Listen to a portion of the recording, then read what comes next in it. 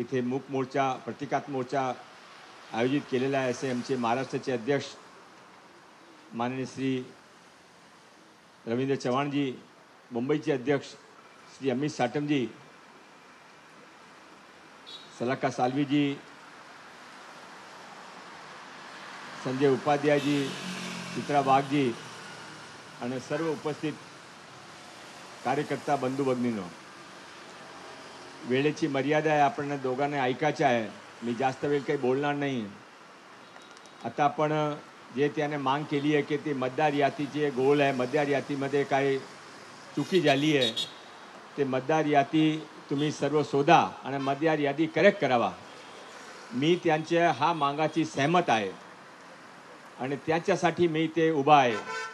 मी त्यांच्या समर्थनामध्ये आज सांगतो की ज्याने याकूब मेमनने फाशीची सजा रद्द करावा असे 3 आमदाराने जे माफीनामावर राष्ट्रपतींना पत्र लिहिले होते ते 3 महापुरुष होते, असलम शेख, अमीन पटेल आणि अबू आझमी.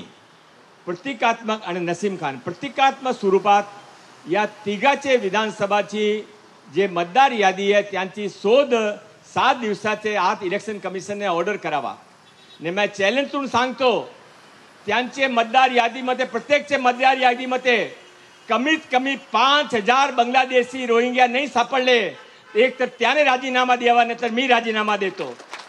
त्याने पूर्ण महाराष्ट्राची मतदार यादी, पूर्ण मुंबईची मतदार यादी रोहिंग्या बांगलादेशाची भरलेली आहे. हो द्या एक वेळा. प्रतिकात्मक स्वरूपात हे 3 याकूब मेमनने माफी देवाचे मांग करणारे जे 3 अबू आझमी, अमीन पटेल आणि असलम शेख या तिघाची विधानसभामध्ये मतदार ट्रिपल ए त्यांची विधानसभाची मतदार यादीची शोध करावा.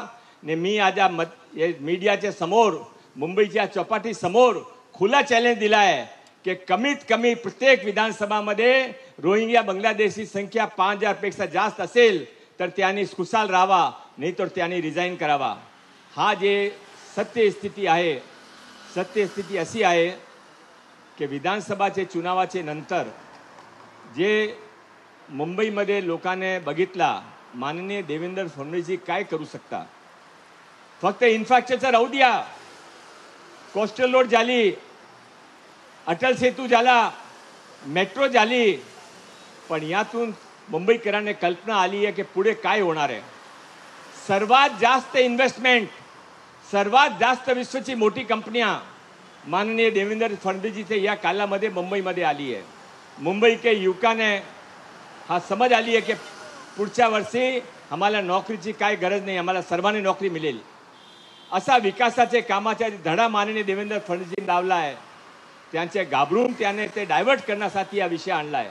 हो द्या इलेक्शन, हो द्या इलेक्शन रोहिंग्या बांगलादेशीवर, होऊन द्या इलेक्शन मालवणीवर, होऊन द्या इलेक्शन विकासाचे कामावर, होऊन द्या इलेक्शन के तुम्हाला 25 वर्षामध्ये जे जमले नाही ते देवेंद्रजीने 5 वर्षामध्ये करून दाखवलं आहे. तुम्ही 25 वर्षामध्ये मुंबईची कशी वाट लावली हा सर्वांना माहीत आहे. आता तुम्हाला हा लोकांनी काय जवाब द्या या तुमच्या समोर प्रश्न होता, म्हणून तुम्ही डायव्हर्शनसाठी या मतदार युतीचा प्रश्न उभा केला आहे. माझी हा मीडियाचे मार्फत, माझे मीडियाचे बंधूच्या मार्फत मुंबईकरांना विनंती आहे. मीडियाचे लोक पण मुंबईकर आहे, तुम्ही पण इथे परिवारसह राहता, तुम्ही विचार करा मुंबईची जे स्थिती आहे त्यांचा जिम्मेदार कोण आहे. त्यांच्या रेस्पॉन्सिबल फक्त उद्धवजी ठाकरे आहे. त्याने 25 वर्षामध्ये मुंबई लुटून खावली. स्टँडिंग कमिटीमध्ये काय व्हायचं आणि कॅबिनमध्ये सर्व स्टँडिंग कमिटीचे टेंडर पास करायच्या. 1 वर्ष 2 वर्ष 25 वर्ष त्याने असं केलं आहे. आता तुम्ही हातामध्ये आलाय, परत त्याने काय धडा शिकवणार की नाही शिकवणार आहे. मुंबईकरांच्या लोकांना जागरूक लोक आहे, त्याने सर्व समज आहे काय करायचा. मी हा ज्या एक आंदोलनचा नाटक चालला आहे ते आंदोलनचे नाटकमध्ये मी उद्या जाऊन परवा इलेक्शन कमिशनमध्ये ऑफिशियली पत्र लिहिणार आहे की हे 3 विधानसभामध्ये त्यांची मांग स्वीकार करून तुम्ही मतदार यादीचा पुनर्वलोकन करावा आणि या 3 मतदार यादीमध्ये यदि तुम्हाला रोहिंग्या बांगलादेशी सापडले तर परत शोध करावा की कोणी रोहिंग्या बांगलादेशीने इथे आणले, कोणी आधार कार्ड ओपन केले, आधार कार्डचे सेंटर ओपन केले, कोणाने झुटे बिल बनवले. अरे मी रवींद्र चव्हाण साहेब, मी पालकमंत्रीचे म्हणून मागचे 10 दिवसापूर्वी अमित साठमजीने मला सांगितलं होता की तुम्ही जनता दरबार घ्या. मी जनता दरबार घेण्यासाठी मालवणीमध्ये मलाडमध्ये गेलो होतो. तिथे तुम्हाला आश्चर्य वाटेल, जे अनऑथराइज कामाची एक शिकायत आली होती तिचे कार्यकर्ता लोकांनी केली होती. किती एक विधानसभामध्ये किती अनऑथराइज काम होऊ शकता. 22,458 एक मलाड विधानसभामध्ये 22,458 अनऑथराइज कन्स्ट्रक्शनची यादी माझी नाही आहे. ते कलेक्टरचे साईन आहे, बीएमसीचे लोकांचे साईन आहे, पोलीसचे साईन आहे. ते साईन कोण आहे त्यांचे रेस्पॉन्सिबल विचारते आमदाराने. इतके नाही, तिथे 82 एकर सरकारी जमीन होती. 82 एकर सरकारी जमीन, 82 एकर सरकारी जमीन त्याने आपल्या कब्जामध्ये केली आहे. त्यांच्या हस्तकाने तिचे अनऑथराइज कन्स्ट्रक्शन उभे केलंय. साधीचे मोठे मोठे शेड उभे केलाय, थिएटरचे शेड उभे केलाय, शूटिंग चालत आहे. 82 एकर जमीन सरकारची जमीन. त्या मिनिस्टर होते, पालकमंत्री होते त्यावेळेचे सर्व कारस्थानीय त्यांनी. आता हा लोकांना सर्वांना माहीत पडल्यानंतरही तुम्ही ते गप बसणार आहे. तो मुंबईचा मालिक कोण आहे?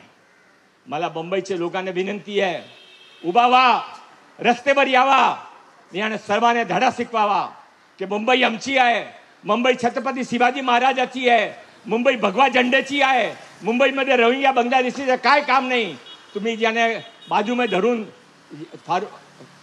वर्षामध्ये त्याने निवडून आणले हारून खानने, ते हारून खान पॅटर्न, ते मालवणी पॅटर्न, ते याकूब खान पॅटर्न आता मुंबईमध्ये चालणार नाही आहे. मुंबईमध्ये जे चालणार आहे तो देवेंद्र फडणवीसजी साहेबांच्या विकासचा काम चालणार आहे. माननीय मोदी साहेबांच्या विश्वमध्ये भारतीय उच्चवली प्रतिमा चालणार आहे ना. दिवाने चालणार जे छत्रपती शिवाजी महाराजचे मावला आहे. सर्वांनी एकत्र होऊन त्याने जबाब द्या अशी विनंती करतो. इथेच थांबतो. जय हिंद, जय महाराष्ट्र.